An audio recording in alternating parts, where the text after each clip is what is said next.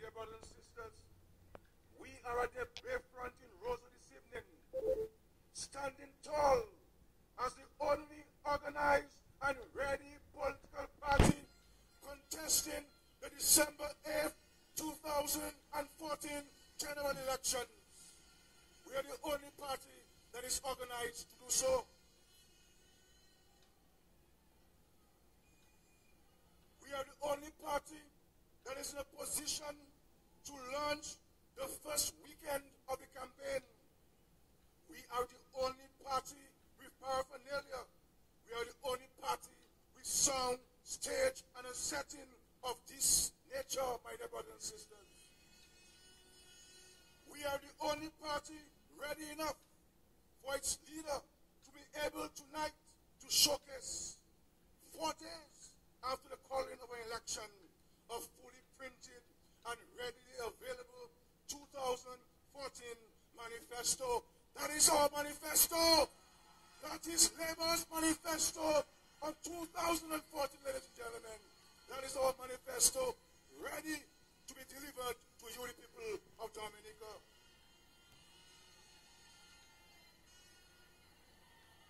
I could put it on the screen and talk about its content tonight, but I am going to leave that until Thursday in the Roseau Valley. Thursday we're launching our manifesto in the Roseau Valley. So when I say, comrades and friends, that we're ready, I mean ready for the elections of 2014. So I am proud this evening to be carrying campaigning in Dominica to the next level. This is the magnificence that obtains elsewhere, and this is what I insisted I wanted my people of Dominica. Others want to hold Dominica back. I want to take Dominica forward. Dominica shall be taken forward by the leadership of the Dominica Labour Party. My personal vow as leader when I took over from the late Pierre Charles was not to leave Dominica as I found it. I wanted to modernize this country. I know tonight Christopher Columbus might be mad with me, but I had to make it impossible for him to find his way to Dominica.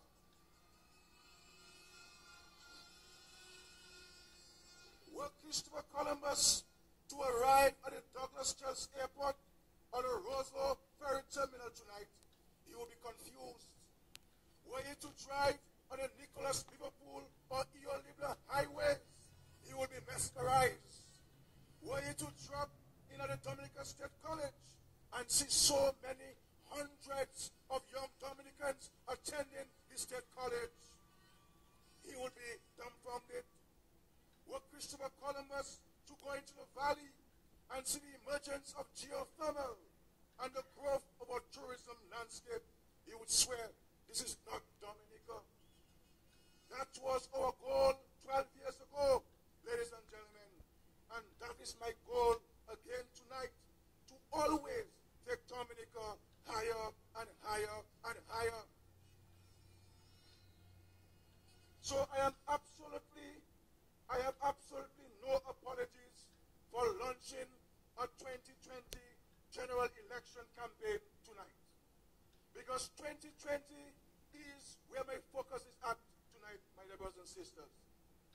If others are comfortable tonight being cramped up in a little hall singing ballads and musical recitations, that is a matter for them. But what you see here tonight is what I felt you were worthy of. It is where I feel Dominica should be headed, and it is where this Dominica Labour Party is taking you tonight.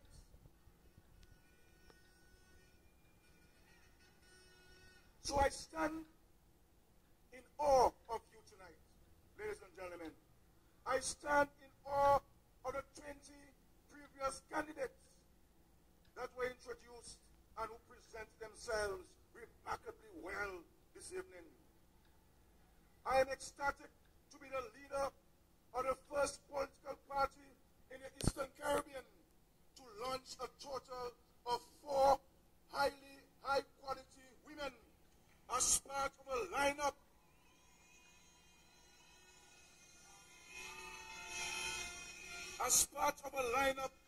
of a mere 21 candidates. Just under 20% of candidates on the platform tonight are women, ladies and gentlemen. No other political party in the Eastern Caribbean has achieved that feat. I salute this evening Justina Charles, Lavinia Benjamin, Catherine Daniel, and Rosalind Paul.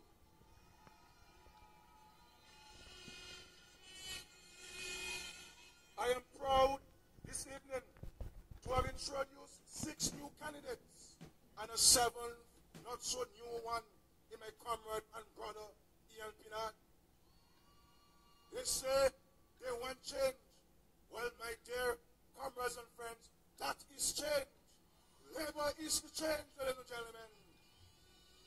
7 new faces, including Dr. Martin Christmas, Nichols Shank Esprit, Cassius Daru, the little giant from the Kalinago country, will light up the Parliament of Dominica when a new session is convened early in January. I am committed this evening to ensuring that all 7 are elected to the Parliament on December 8, 2014. I am proud this evening to be presenting to you veteran candidates Ambrose George, Julius Timothy, and Reginald Austrie. Ladies and gentlemen, these are difficult times. These are challenging times, and I need the experience and knowledge of these 3 gentlemen in my lineup of parliamentarians. I am proud this evening to have the energy and competence of Ian Douglas, Rayburn Blackmore, Peter Seja, Kelva Daru, Dr. Kenneth Daru, and Dr. Colin John McIntyre. I need again the steady hand and abiding wisdom of Ivor Stevenson and Johnson Drigo. And ladies and gentlemen, I am especially pleading with the voters of the Rosa Central constituency. I am pleading with you tonight to send me Alvin Bernard this time around as a duly elected member of the Parliament of Dominica. So tonight, comrades and friends, I am happy and humbled as political leader of the Dominica Labour Party to say to you that this remarkable family of Labour candidates is ready for the elections on December 8, 2014. Over the past 5 years, we are proud of the phenomenal record of achievements. These are difficult times. These are hard times. But I said from the outset that I would have shielded the taxpayers of this country from burdensome taxes, and we did just that. Look around Dominica today and tell me if what you received as a nation was not proportionately much more than what you paid in taxes, fees, and other impositions. I know some of you may not have gotten all that you wanted. I know you wanted a better road leading to your house. But as a government, we have to balance that against the need to have a better road leading to our air and seaports. Better roads leading to our major tourism attractions in the valley and in the interior of the country. I am not one of those leaders who walk with my head in the air and is not in touch with the people and who do not know what's going on in our country. I know every kilometer of road in this country that needs repairing or building. And I am committed to doing this. But I have to spend the money wisely. And we have to pace ourselves sector by sector. I had to provide for your children at school and at the state college. I had to keep the school bus service running for the little ones. I had to maintain the PMH to a satisfactory standard until the new state-of-the-art hospital is constructed and functional. I had to keep the farmers motivated and endowed in the face of adversity, brought both by external trading factors and natural pests and diseases. We had to help the fishermen upgrade their boats. We accomplished within the last 5 years. Do not blame it on your parliament. As Minister of Finance, I was responsible. The parliament asked and lobbied, but I had to feed thousands with a few fish and barley loaves I had at my disposal.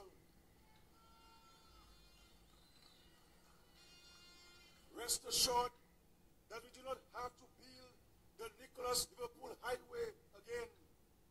We do not have to upgrade the Douglas Charles Airport soon again. Indeed, we will begin construction on a new international airport in this next term. So many of the things we did previously, we do not have to do them again the next time around. That is why I'm saying here this evening that this term is for those who made the sacrifice and those whose wishes were frustrated as a result of our having to divert funds to other areas of urgency. Some of your power reps wanted to do more, much more, as at the individual constituency level. So it is not fair, it is not your fault rather, that you may not have gotten what you wanted. Blame it on me. The Minister of Finance is the big bad wolf in this instance. But let us also be fair, ladies and gentlemen. Overall, we have done a remarkable job as a nation over the past 5 years. We have done a very good job over the last 5 years. We are talking about a period in which neighboring Barbados sent home thousands of public officers.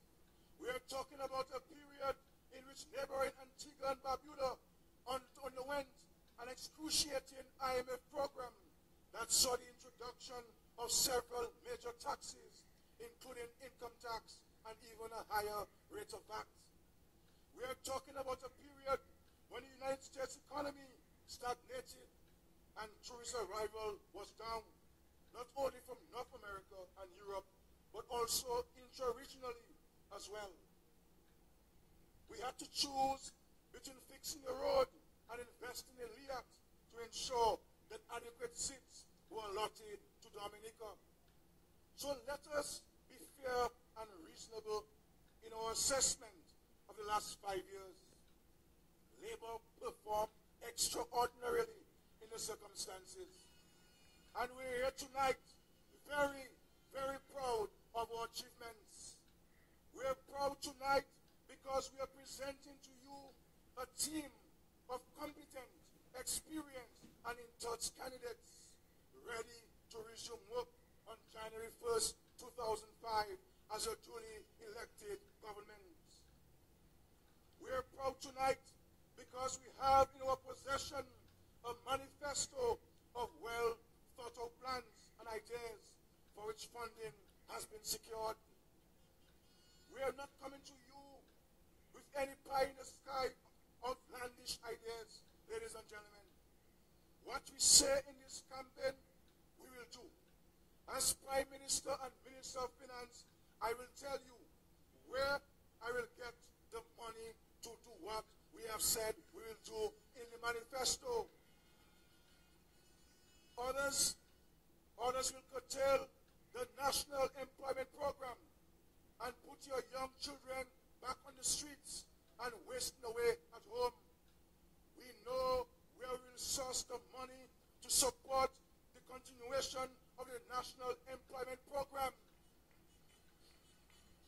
And I will tell you, I spent my community day of service in Venezuela with the president of Venezuela, who told me, Roosevelt, I am committed to ensuring that the financing for the NEP shall be made available so it can continue here in Dominica. We know how the several new hotels we are building in Dominica will be financed. We know how the new hospital and new international airport will be financed. We know how we'll continue to secure scholarships for your children, and we know how we will maintain the wide array of social services for the needy, elderly, and vulnerable groups in the society.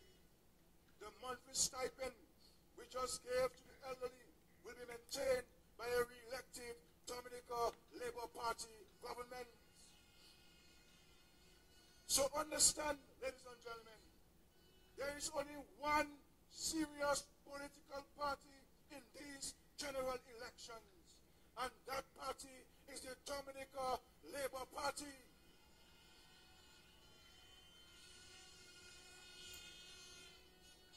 Here is a man wanting to be Prime Minister of Dominica, and after a full year of leading his party, could not raise a single dollar from well-wishers at home or abroad. He claims he had to turn to his old auntie and uncle to send money for him to buy a few things for his campaign. Well, if he doesn't have the regional and international contacts and connections to finance his party's campaign, how will he raise money to maintain the whole of Dominica and the 72,000 people living in this country?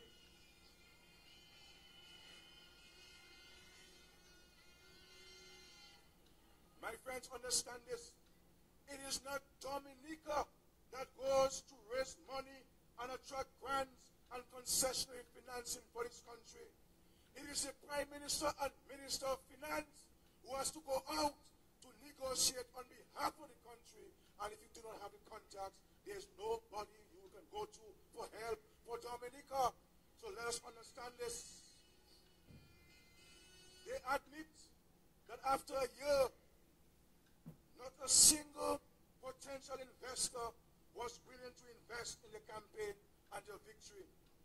Yet, they would want you to believe that they have investors out there willing to come and invest hundreds of millions of dollars in Dominica. What utter madness the opposition is talking. If people believe in you as a leader, they will help you to win your elections. And then they will help you to succeed as a government. But only his auntie and uncle have faith in him as a leader. That is why, from his own mouth, they are the only ones who have pumped serious money into his campaign. The question I'm asking tonight is, what are they expecting in return? What has he promised to give them and do for them? They love Dominica so much that they left this country many years ago and never returned to invest a cent in Dominica. But suddenly, they're willing to invest hundreds of thousands of dollars in Dominica, merely for love of Lennox Linton and this country. Ladies and gentlemen, that does not make sense to me, and I'm sure it doesn't make sense to you. So, comrades and friends, this evening is growing old, and I want you to enjoy the entertainment package we have provided for you. They wailed when they heard Beres Hammond was coming to Dominica to be part of his labor lunch. But what they did not tell you is that all Wednesday evening, after I made the announcement, they were on the phone to Destra's management in Trinidad, begging her to come to Dominica this weekend on the platform. But Destra is a woman of integrity. Destra doesn't hang out with losers. Destra does not grab at the highest dollar. They waited until Wednesday to contact Destra. Your Dominican Labour Party, with vision and foresight, contacted Destra long before Wednesday, long before last Wednesday. And I am pleased to announce tonight that Destra will be coming to Dominica, but she will be coming with the Dominica Labour Party.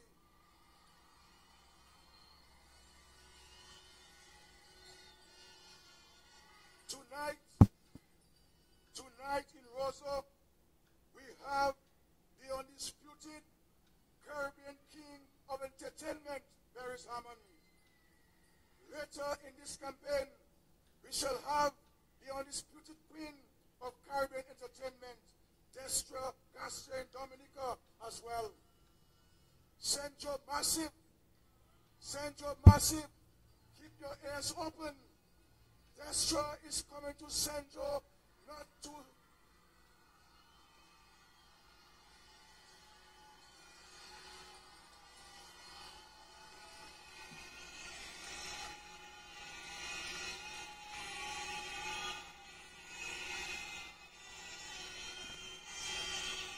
Destra is coming to St. Joseph in a not too distant future.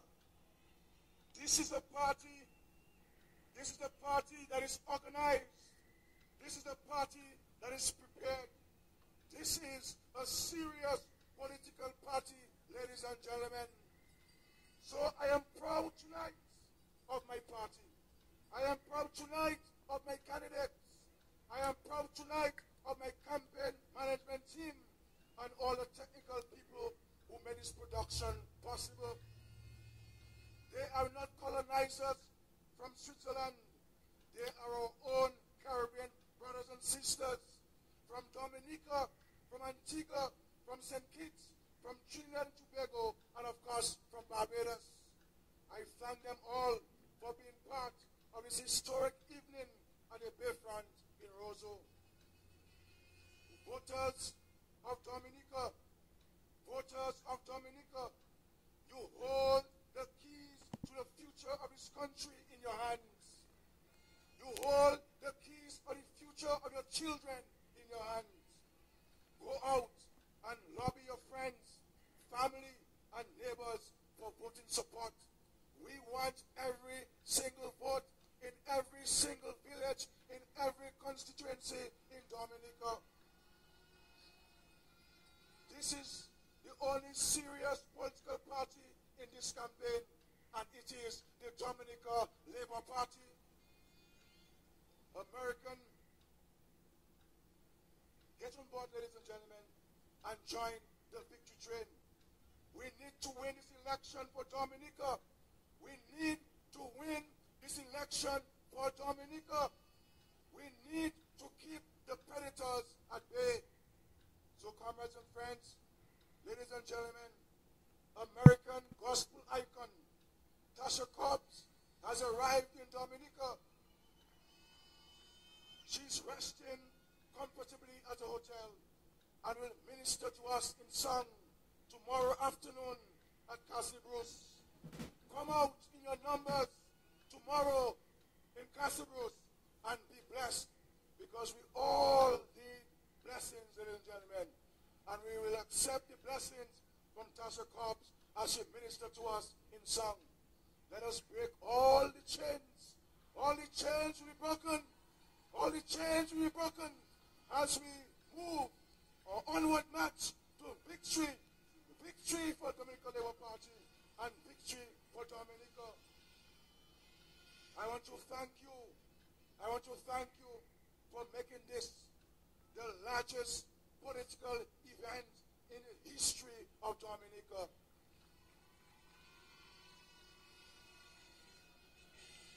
My dear friends, my dear Dominicans, my heart is blessed. And I want to thank God and thank you for the tremendous support that He continues to provide to me. I want to thank you very much. I want to thank you, Dominica. Now, enough of the the talking. Let's get the party started. I need to get this jacket off, get this tie off, and time to boogie.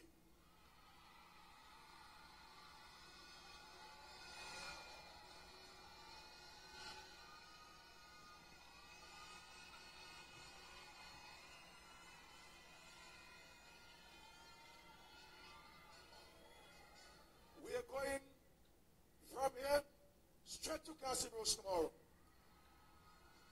Thank you very much, ladies and gentlemen. May God bless you.